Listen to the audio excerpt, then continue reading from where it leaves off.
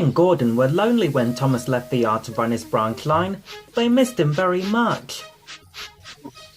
They had more work to do and had to fetch their own coaches. They didn't like that.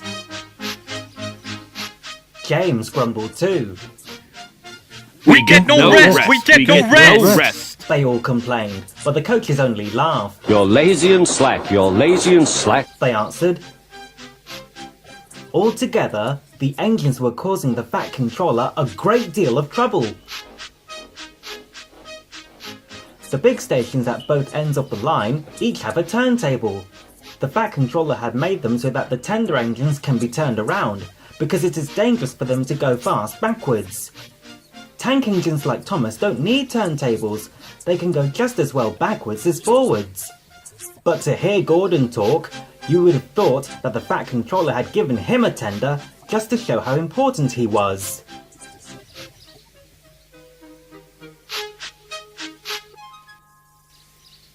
You don't understand, little Thomas. We tender engines have a position to keep up. It doesn't matter where you go, but we are important. And for Sir Topham Hatt to make us do shunting, fetch coaches, and go on some of those dirty sidings, it's not the proper thing. Oh, really? Thomas chuckled and went off with Annie and Clarabelle. Disgraceful, Gordon hissed as he ran backwards to the turntable.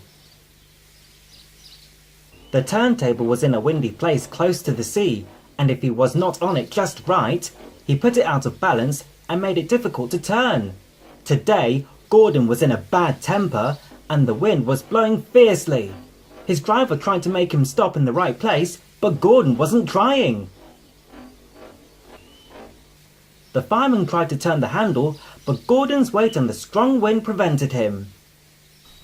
It's no good, they said at last. Your big tender upsets the balance. If you're a nice tank engine, you'd be all right.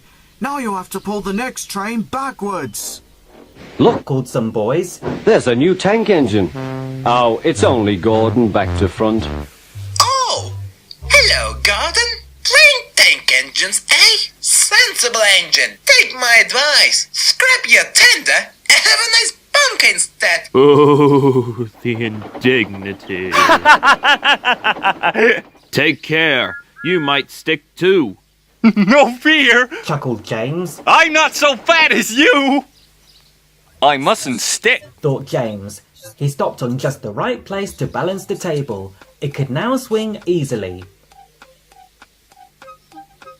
Gordon arrived in time to see everything. And he's off. Whee! James turned much too easily. The wind puffed him round like a top. He couldn't stop. Whoa, whoa, whoa, whoa, whoa, whoa, whoa, whoa, stop, stop, stop, stop, stop, stop, stop, stop, stop, stop, stop, stop. Oh. Well, well, James. Are you playing roundabouts? Poor James, feeling quite giddy, rolled off to the shed without a word.